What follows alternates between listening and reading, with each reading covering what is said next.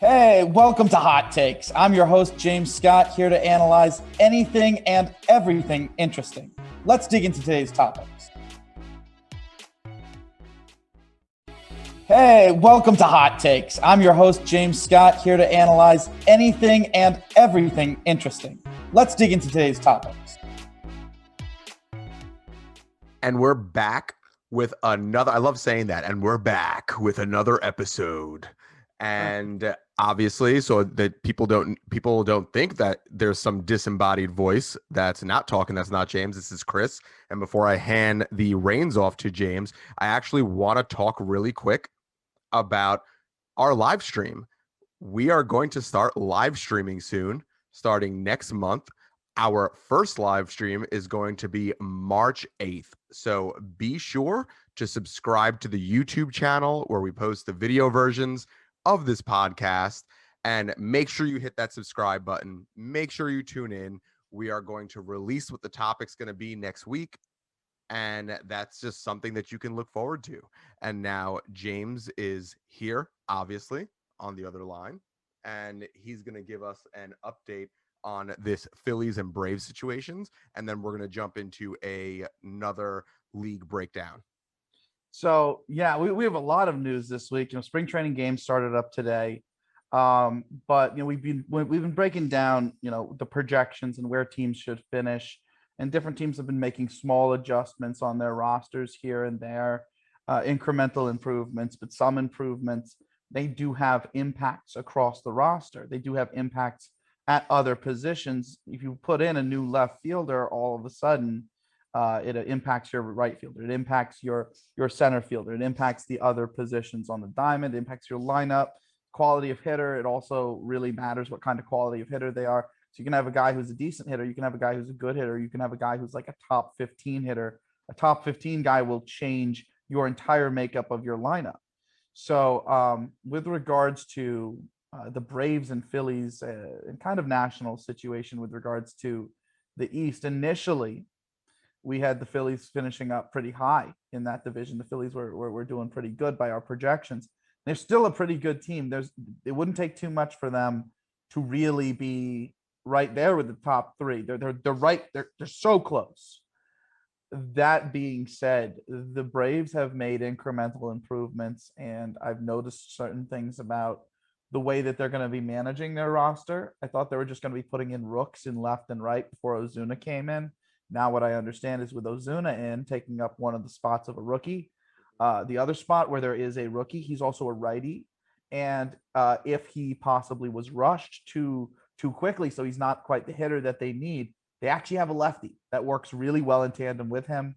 And between those two guys' defense, which is going to be great in center field, and Acuna in right field, you can also hide the bad defense that is Ozuna. Just have him play back, basically. So that's really interesting, to say the least. And I think if I'm going to be realistic about it, it puts the Braves right there with the Nationals for second place in that division. And I think it moves the Phillies down to fourth. And it's not that they're in any other division, they'd actually not be a fourth place team. The Phillies were in the American League East. They'd probably be contending for second. They'd probably be doing that. So, don't feel too bad, Phillies. You're right there, and you're going to keep being right there because your roster is full of guys who are going to be good for a while. Didi's not falling off anytime soon. Harper's not falling off anytime soon. I think McCutcheon's going to keep it up too, to be honest. Hoskins, he's going to keep up the walk-in power thing for a few more years. You got Real Muto, best catcher in the game, at least by certain publications. I like Salvador Perez now better now that Sal Perez has emerged, but you can find that on me and Sean's catcher video. That is on Baseball Guy Sean's channel, and we do fantastic player rankings over there. Actually, later tonight I'm recording the shortstop ranking, and I want to make sure that I hit on all of the points before we jump straight in and start talking about the fourth place teams of the Centrals. Before we jump in on that, I want to note that while the offseason is basically done, we have games going on today. Like Talkman already hit a homer. Like that's he looked good. I didn't think he was going to look this good, to be honest. So games are already going on. And yet, three of the more notable free agents, at least by name, at minimum, and at least two of them at minimum by ability, maybe all three by ability. We don't really know with the third one. He's kind of a loose cannon a bit. I don't mind that sometimes, though. The first one is Jackie Bradley Jr. Jackie Bradley Jr., great center fielder. He has not found a team yet. I would not be surprised if he went back to Boston. I would not be surprised if he went to Houston. They kind of need a center fielder. He's a really good player, great defender, great base runner. Overall, on the year-to-year basis, he's a decent hitter. He's a lefty, so late career, you should be able to platoon him. But then the other thing is he's also one of the hot and cold players in the game. And when he's cold, he's terrible. But when he's hot, he can put the whole team on his back. So as long as you're okay not getting the best offensive production from a defense first, left-handed, like future platoon, elite base running center fielder early in the year, late in the year when the offense comes around and you add the defense and base running onto that, and the fact that he's a lefty, you get a very special talent for quite a few months. And that at such a key position, I think he's got a lot of value, and I don't think people are looking at it properly because everybody's just looking at the end results. And at the end of the year, he's a decent hitter and a great defender who can't really hit lefties. And some of his advanced analytics don't really give a lot of credit to him because they count in so many of his cold months against his hot months, and it dampens them. If you were just looking at his hot months, I'm absolutely sure the analytics would look entirely different. That's the problem with hot and cold players, that the analytics doesn't properly value them either. Result analytics are highly flawed. So even when I say analytics, it's not that all analytics hate them. It's just like the analytics that people like to use, like WOBA, weighted on base average, or WRC plus, which is a great number. I like using it. These are all result statistics. You need to understand how they're put up. You need to understand the approaches, the tools, swing mechanics. It's so much that it really breaks down to, but yes, Jackie Bradley hasn't signed. And then the other two guys, they do have a bit personality problems. You got Puig. Puig, he had signed a contract last year, but then he got COVID, so he ended up not playing. It's very clear that he's got ridiculous ability. It seems like he's not the kind of head case that is an angry person, is somebody who's, always fighting with people, or it seems like he's more of the kind of temperament where he's annoying. But I think that that's also like very possibly that allegedly, I gotta say, all this is allegedly. I think allegedly he could possibly have a disability that is unmedicated. I know from experience, certain people who have disabilities, they're hyperactive. Their hyperactivity gets them to play a lot of sports, and they get in ridiculous shape, and they can do incredible things. Always happy, running on a very happy, giggly, high motor. So I don't really think Puig actually is a head case, as many people call him. Honestly, if I'm being completely real, I dig the guy. I love watching him. He seems like a really nice guy at heart. I would, if I was his agent, I would be very interested in seeing if he would be into taking a test to see if there was some sort of underlying disability there.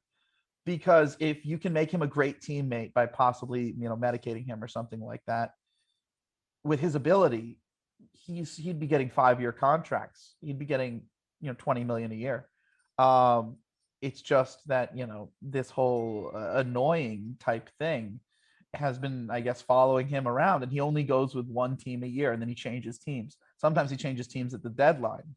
So it seems definitely something that, his teammates can only tolerate for so long. But the ability is never in question. He's one of the most physically impressive players in the major leagues. He can do basically anything on a baseball diamond. He makes a little bit too aggressive decisions, but in my opinion, there always has to be someone like that in the league. Baseball wouldn't be as fun if there wasn't somebody in the league trying to turn singles into doubles and doubles into triples. Guy who could throw runners out, guy who could steal home, guy who could hit 500-foot homers. That's Puig. Ability is never in question. So he's still out there.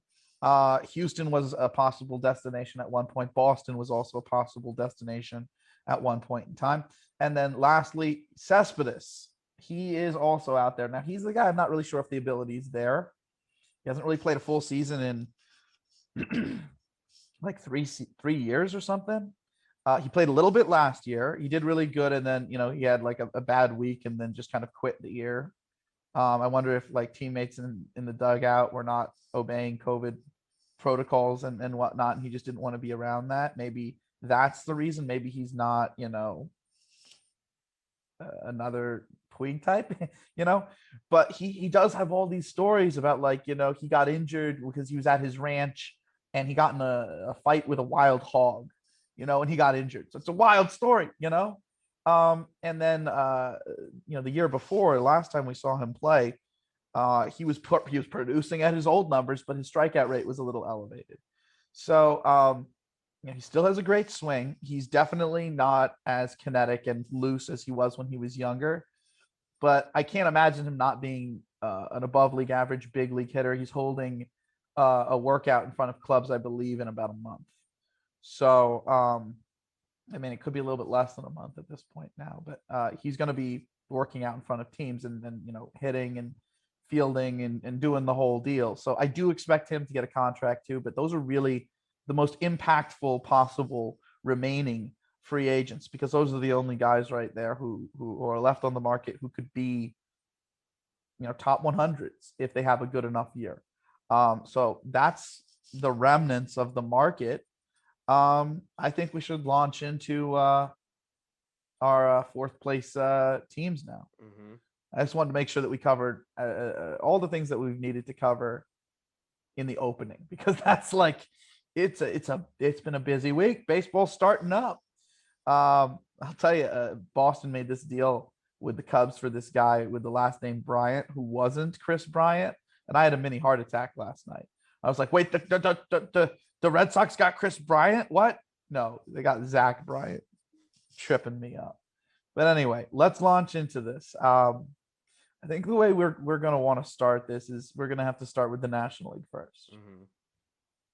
Fourth place team in the National League Central. Now this is what it took a lot of studying and figuring out this one, because I honestly, I want to give this team more credit. I want this team to, with what they have, to not be a fourth place team, and certain projections, a lot of projections have them as finishing like in first place. It's not going to happen. Look, they have a great bullpen. There's no denying that. And they have two aces, or if not aces, number two starters in Corbin Burns and Brandon Woodruff. But outside of those two guys in the rotation, they don't really have anything else. It's like Howard, it's like Brett Anderson. It's not a good situation outside of those two guys. So the bullpen's going to get burnt after a certain point in time, as good as it is, because you're going to be relying on the bullpen constantly for the entire back end of the Brewers starting rotation. Now, the front end's great, so that's cool. But that's not going to work for you without a heavy offense. Because look, you can have the pitchers really help you win the first two games, right? They're two aces. And you can have the bullpen help you win, the other games, so long as you have scored enough runs. If the bullpen is taxed and whoever you bring in does allow runs, so long as you still have more runs than the other team, you're going to win. I mean, that's how it works. So we then have to focus on the Brewers offense, where they have like 5 different catchers that they're trying out in camp, trying to find someone. Their best hope right now looks like Omar Narvaez, and his offense fell off a cliff. I don't like him at defense or offense. I just not a fan, and he's probably the best of all the 5 different options. Like, did they get rid of Manny Pena? I don't know. Did they? Someone told me that they did that. Nottingham was one of the options. I'd be shocked if they brought up, their top catching prospect from straight up from A-ball. But like, if you're actually looking at the best player who's on their 40-man roster at catcher, it might be some 19-year-old, 20-year-old, 21-year-old. So that's a problem. But look, it's offense. So like maybe they can get a good defense from catcher. Maybe they can approximate things, because catcher's catcher. It's a spot where you need great defense. It is what it is. So let's move on from that, right? At first base, it looks like they have Keston Hiura, who was their former second baseman. I got to watch Hiura in the Arizona Fall League. He, for as tall as he is, he's not very tall. He's built. He is physically built, and he has a swing that should, excuse me, he's a swing that should really, really crush lefties. And he's not. He's got enough strength and bat speed where, given enough time in the league, he's going to foul off enough pitches, work deep enough counts to get to more hittable pitches. He'll walk a certain amount. He'll hit for a certain amount of power, but he really does need to concentrate on the bat. And if he doesn't concentrate on the bat because he's focused on, the defense at second base, I don't know how long it's going to take for the bat to come around. So simply making him a first baseman, I think, is the right call here. And then they went out and they signed Colton Wong, who's one of my favorite leadoff hitters in the game, to play second base. Now, I like him so much, Colton Wong, because he's about a league average hitter and he's a great base runner. And he gives you great defense at second base, some of the best defense in the league at second base. So that's great. But at the same time, like, he doesn't have the ability to drive in runs. He's there to be driven in. So, okay, he's there to be driven in. He'll get on base for maybe Hiura if Hiura rebounds. But Hiura is honestly going to be going through a growth year as he focuses on the bat. Like I said, he was rushed. So maybe you get what you want offensively out of Hiura in the second half, in August and September. You know what I mean? So most of the year, ideally, you're going to want Hiura in like the 5th spot in the order. So then let's move over to shortstop. They got Orlando Arcia. Each year he gets better offensively. I'm a big fan of him. Arcia actually makes my top 15 shortstop list because I'm really that big on him. I think he does some pretty big things next year. That being said, big things for him would be having his first year where he's above league average. And, look, he's a good shortstop, right? At least in a good year. And he's an underrated clutch hitter as well, who in those moments can really run the bases. Although in most moments he doesn't. But as a guy who keeps getting better, it's more of, I see next year he's finally above average hitter, plus defender, shortstop.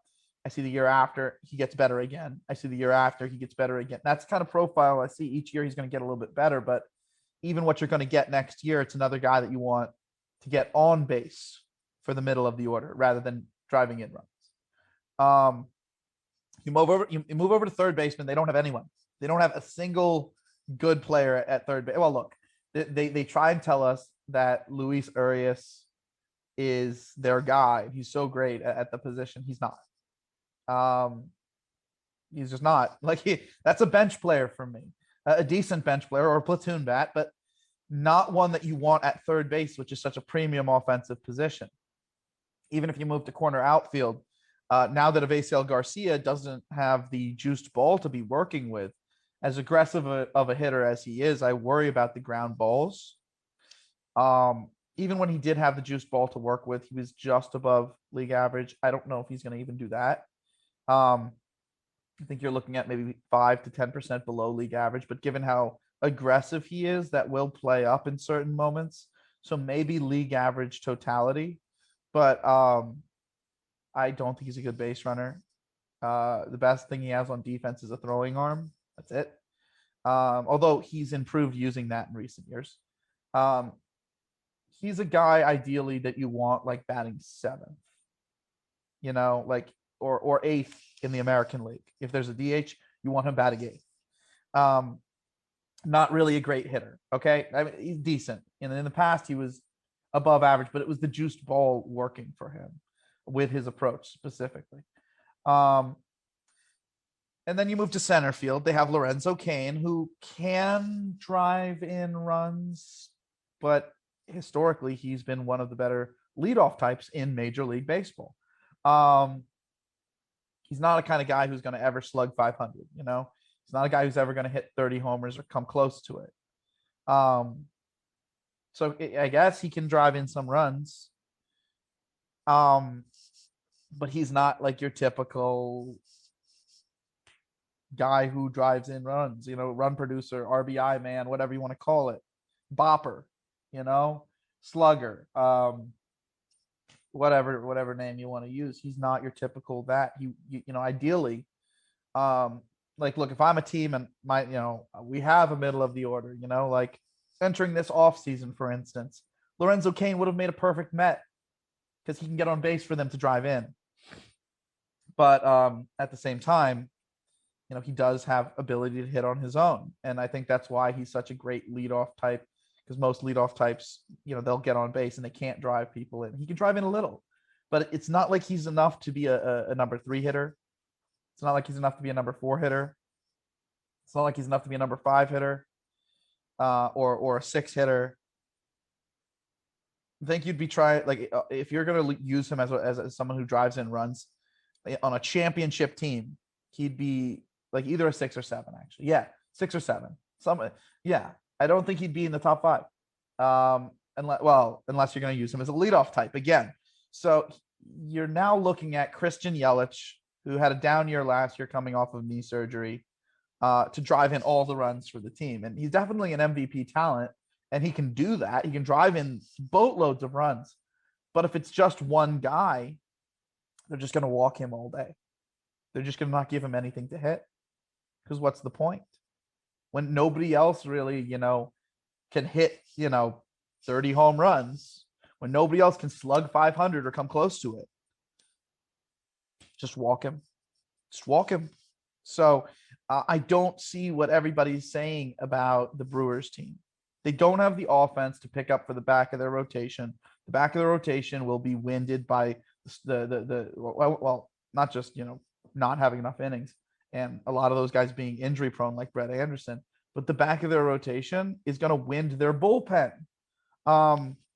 It's one of the best bullpens in the league, but even a great bullpen, even an amazing bullpen, if you're going to the bullpen, 3 nights out of 5 games, maybe 4 nights out of 5 games, maybe, yeah, because we don't know how many innings Burns is going to go before he starts getting tired out. He was moved from the bullpen to the rotation last year. So what if he starts getting tired? What if the league starts adapting to Brandon Woodruff? He's only been in the league for a couple of years. A lot of people didn't expect this out of him. A lot of people were looking more like a 3.6, 3.7 ERA rather than a 3.3, 3.4. So there is possible regression even with their top arms. There's even possible regression with their bullpen. Like Hader started walking people last year, as well as allowing elevated home run rates as a lefty, which is concerning in a league full of power hitting righties. If you're losing the zone, leaking pitches over the middle, and they're able to go yard on you, that's why so many pitchers, like elite relievers, just come and go, because things like this happen. They learn in your scouting report. They learn how to get you, and then you can't adapt back if you don't have control command.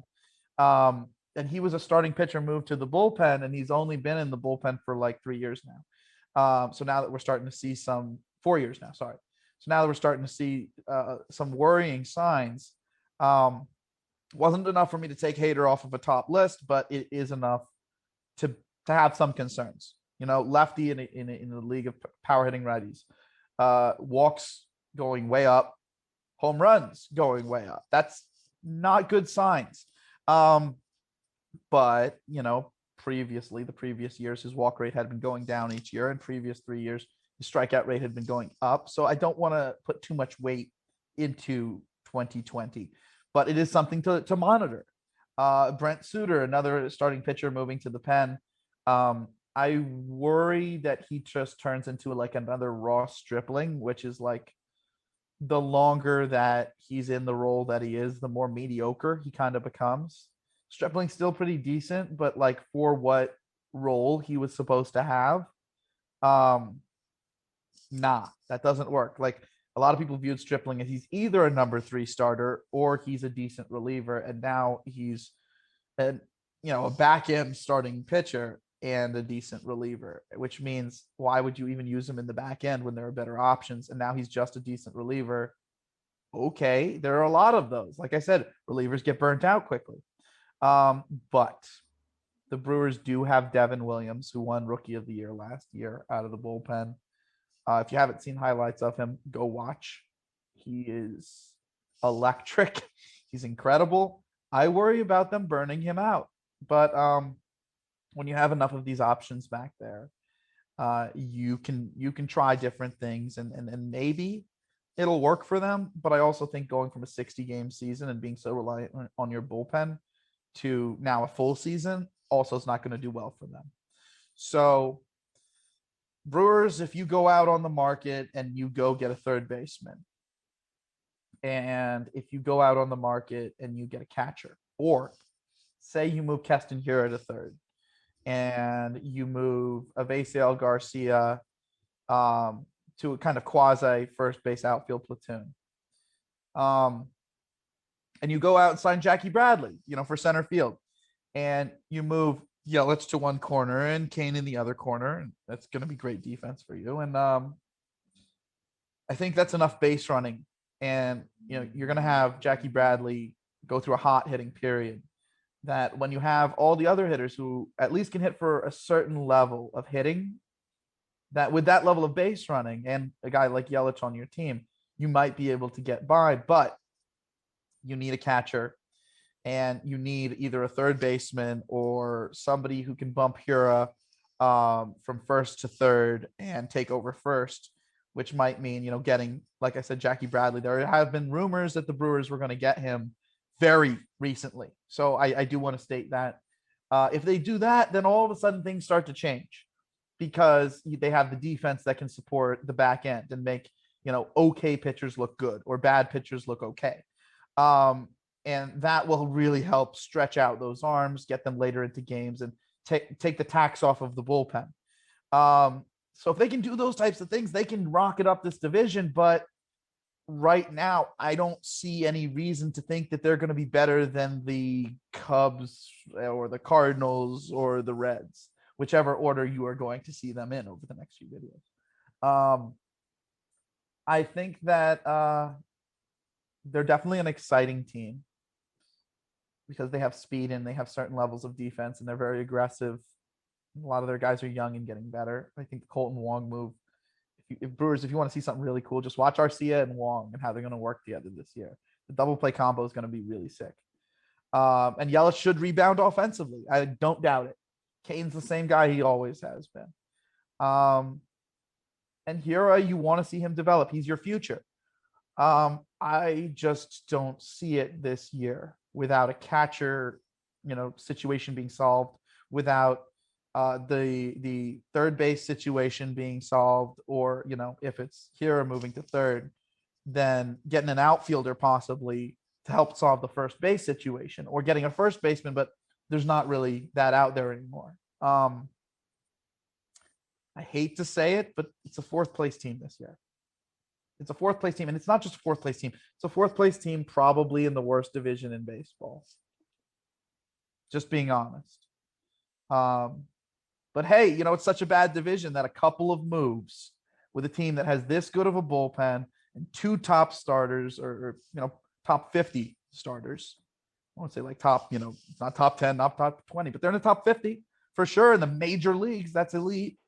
They could make a push. And their team is very built for the playoffs if they're able to fill those specific spots. So I guess that's a reason to be excited, because if your team does fill those spots and you're able to get into the playoffs, your team's built for it. So you can compete and make a deep run. In 2018, you had a pretty damn good squad. I'll tell you that. I really liked that team. I thought that if any team had the best shot in the National League of going up against the killer Boston Red Sox that year, it was actually going to be your squad, just truthfully speaking. 2019 and 2020 didn't go you guys' way. There's a lot of roster turnover and development in that period of time. Just press your front office to go get like a third baseman. Go get Chris Bryant. He's been on the trade market. The Cubs fall. Well, you can't really get him, no, because that's the same division. Maybe Eduardo Escobar or Brian Anderson, or there's guys out there. Evan Longoria. You know what? That's the fit right there. Go get Evan Longoria from the Giants. He's being prevented from having a good end of his career anyway, just from their ballpark. They need at bats for Donovan Solano to develop. Go get Longoria. Go get him for third.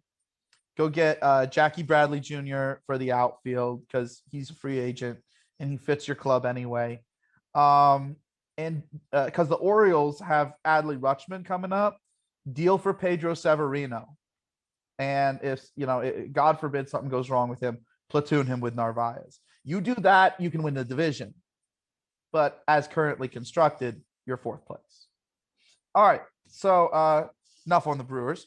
Let's jump over to the American League real quick. It's a little bit more of an optimistic one. This is actually a kind of an exciting one. The fourth place team, I mean, it's not really a surprise, but the fourth place team in the American League Central is the Kansas City Royals. Now, they've kind of been in that same spot for the last few years, but they are definitely better than the Detroit Tigers. There is no doubt. And this offseason, the Royals made a couple of really, really interesting moves. They just re-signed, well, I won't really say re-signed. They just signed Hunter Dozier to an extension, which speaks to their confidence in his bat.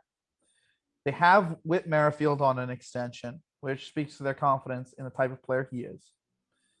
They brought in on a very cheap deal Carlos Santana, who has a career like .315 batting average in their ballpark. Really fits them well.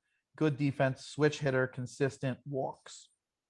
And obviously, like I said, great results in that park. They brought in Andrew Benintendi for very little from Boston. And I think he also really fits their ballpark as well. I think his batting average is going to go up. He's going to become more of a doubles hitter. I think he's just going to feel more comfortable being aggressive in a park that has the most square footage of any outfield.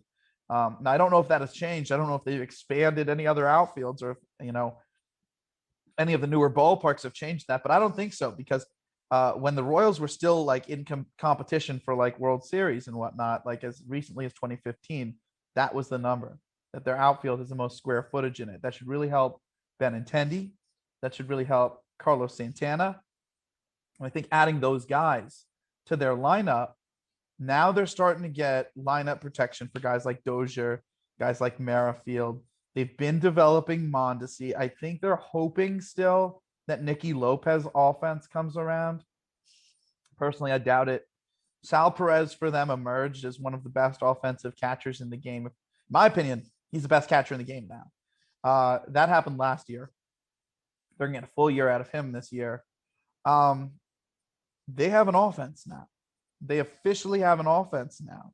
And that's kind of what we were waiting for because Lorenzo Cain left. Moustakas left. Eric Hosmer left. Like the majority, Alex Gordon retired, and before he retired, he started sucking. So he kind of left as well. Like his soul left. Ben Zobrist left the team. Basically, their offense was gutted since they won the World Series. Everybody's contract was up. They made sure to bring back Sal Perez because he would be the hardest in terms of production to replace. So that's catcher. Dozier, I believe, is their current fit at third base, and they extended him. Shortstop's Mondesi. I believe he's on an extension. First base is Santana. I am of the belief that Nicky Lopez won't hit. I am of the belief that Merrifield's going to have to move back to second base, which is fine. That he's a fine second baseman.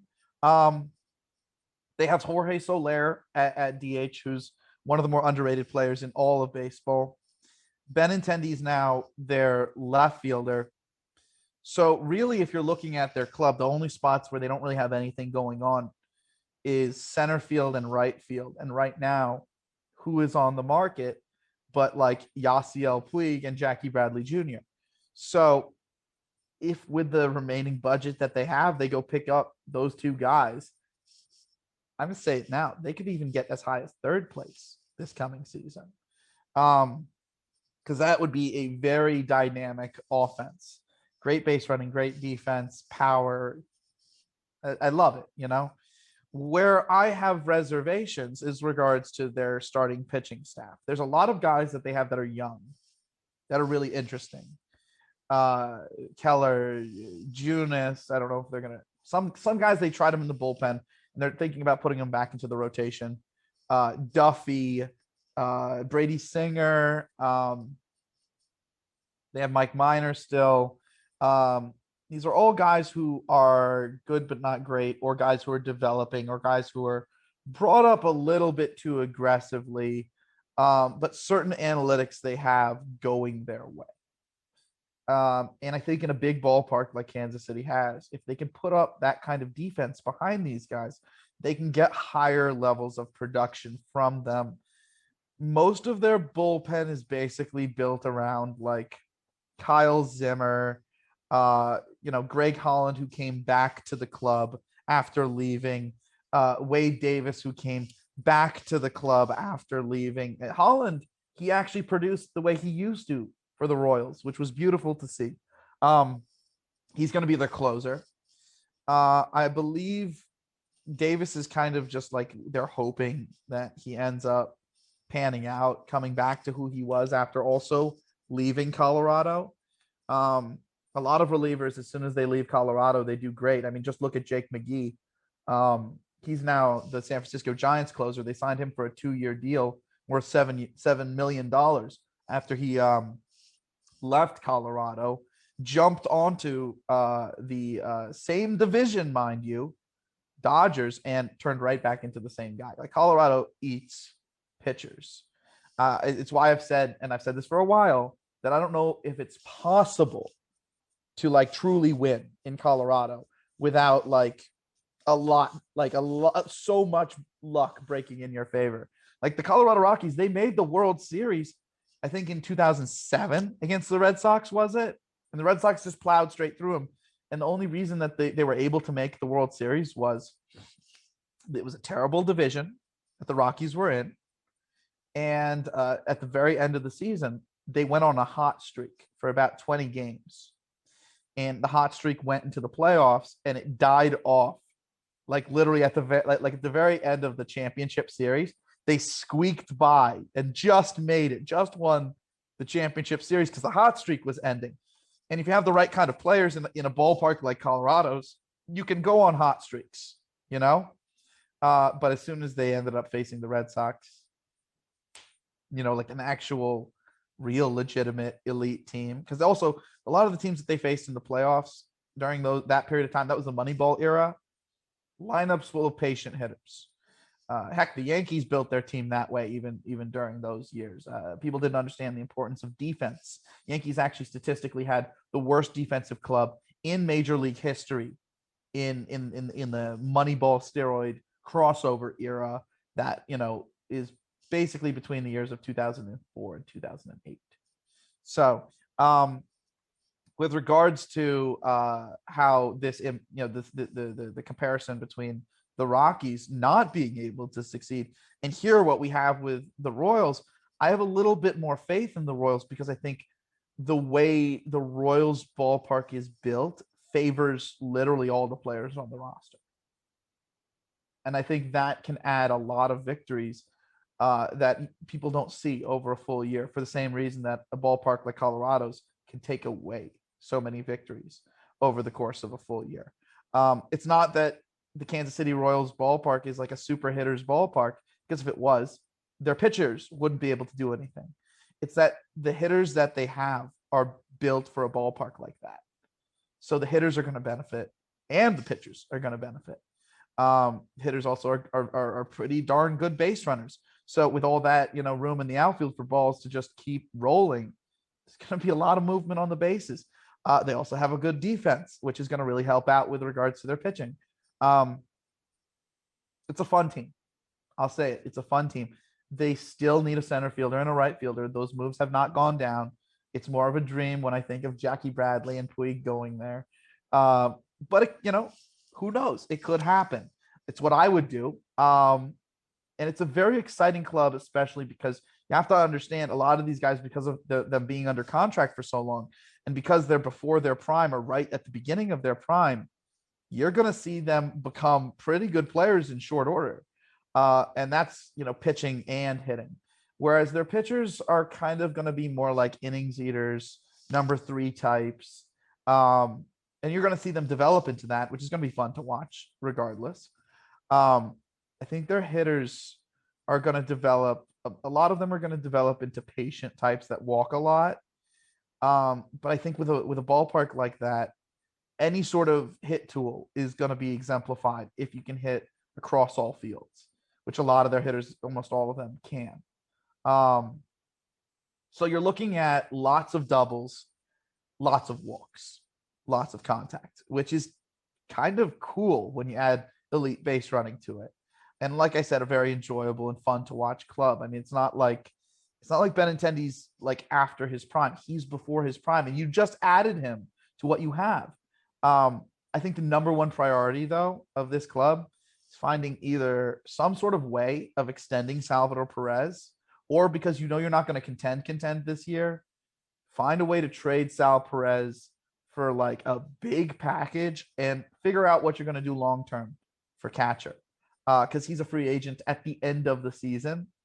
And in terms of value, he's one of the most, if not the most valuable player that you have. So, and also he's one of the last remnants, if not the last remnant. I'm not actually sure, of the 2015 championship squad. So if you're a Royals fan, I mean, like, even if you have him all year, say your goodbyes. He's not going to be a Royal after the season. He's going to get a big contract.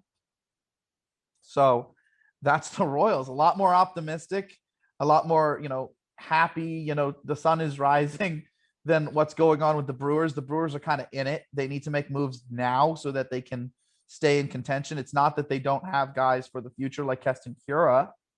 It's just that guys like Yelich are now and the next 5 years. And guys like Kane are now and maybe the next 2 or 3 years. He's starting to get on the older side. Avisail Garcia, we don't know how he's going to do now that, the juice ball is really going, because, and I do want to briefly touch on that. The juice ball started in about partially through 2018. In 2019, it was the whole year. And then also it's worth noting in AAA in 2019, they also used the juice ball. So you have to look at the numbers even in AAA under a certain microscope, not just the power numbers, but also the walk to strikeout numbers. Because the walk to strikeout numbers are impacted by the quality of the ball as well. The ball's going to jump off your bat. It's a lot easier for you to hit it into play. If the ball's heavier, then fouling it off or hitting it into the ground, or, that's a lot more likely. So you'll see that a lot of the guys, they're either working deeper counts to do what they're doing, or it's harder for them to hit for power, or they're hitting more ground balls. And then you have to also compare it to the type of swings that the big leaguers and the AAA players have. Because if you're swinging down on the ball, maybe you're going to pop more balls up. Or if you're swinging up on the ball, maybe you're going to hit more balls into the ground. The point being is that if you have a swing that's down or up to the ball, it's going to create different types of chop.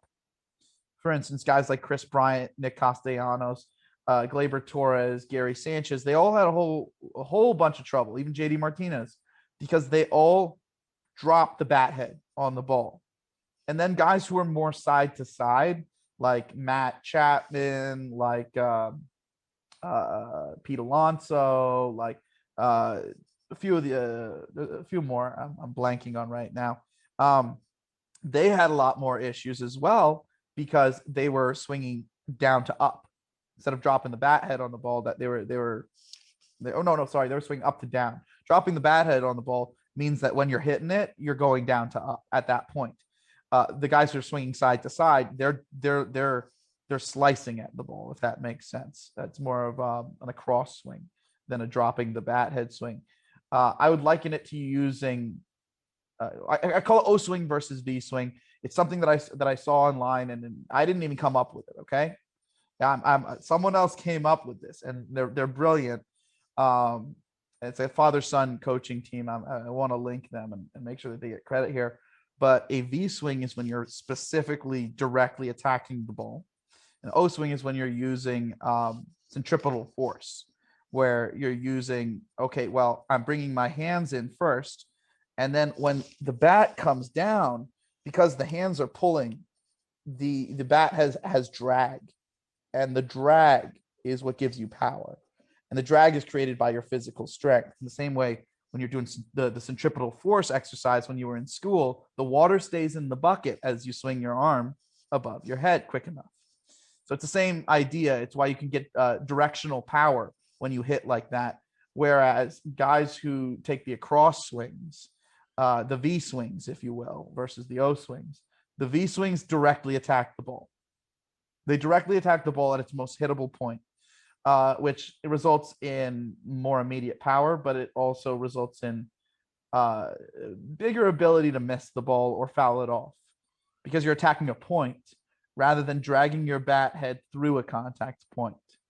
It gives you more time for your bat head to change its path because your hands are leading rather than the bat head leading.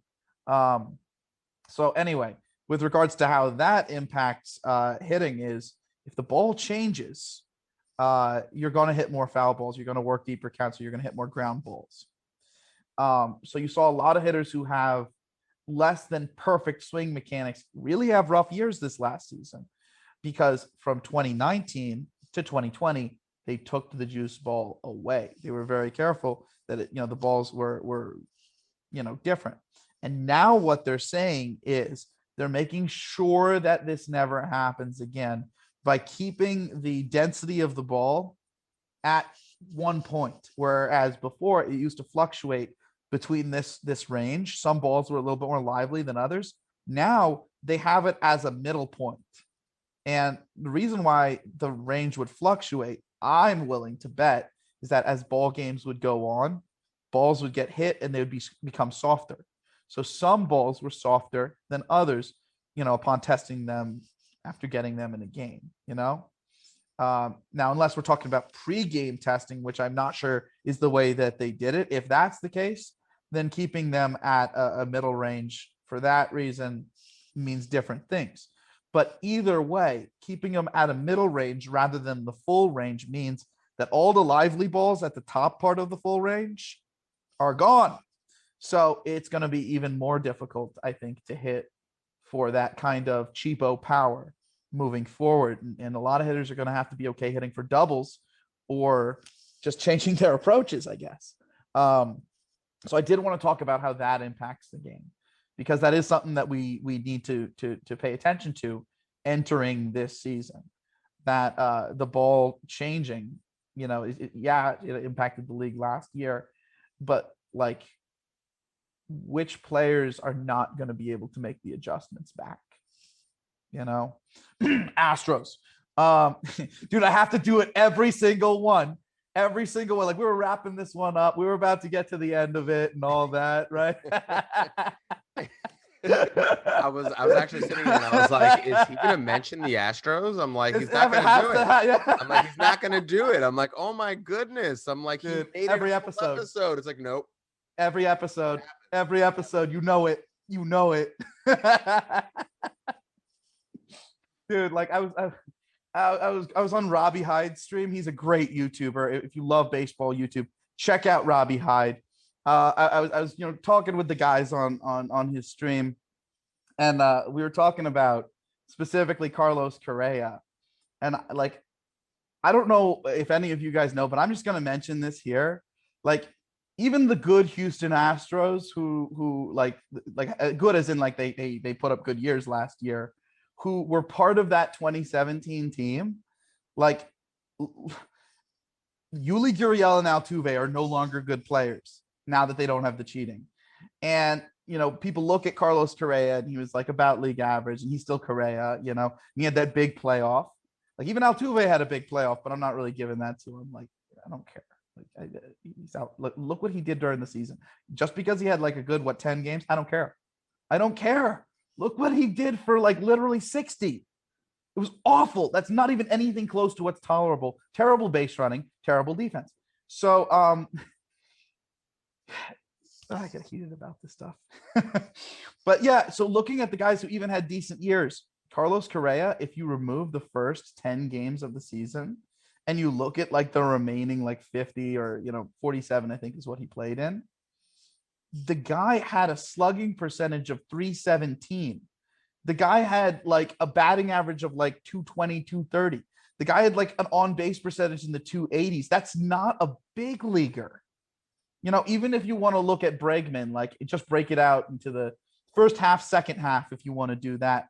Second half of the season, he was league average. And then if you want to cut out like specifically, like, oh, let's look at his, game log, the guy basically had a good 10 games, Bregman, in the middle of the year between being awful and being awful, which tells me he tried an approach change, and the approach change worked initially, and then he went right back to being awful. Like, I'm just amazed that George Springer was able to do as good as he was, and that's a testament, I think, to his athleticism, because he's got the most fundamental swing between, at least for power, and he's also got some of the best base running between all of the remaining cheaters, between Gurriel, Altuve, Bregman, Correa. So, it was interesting seeing him actually perform last year. I want to see what happens when he changes leagues, changes teams.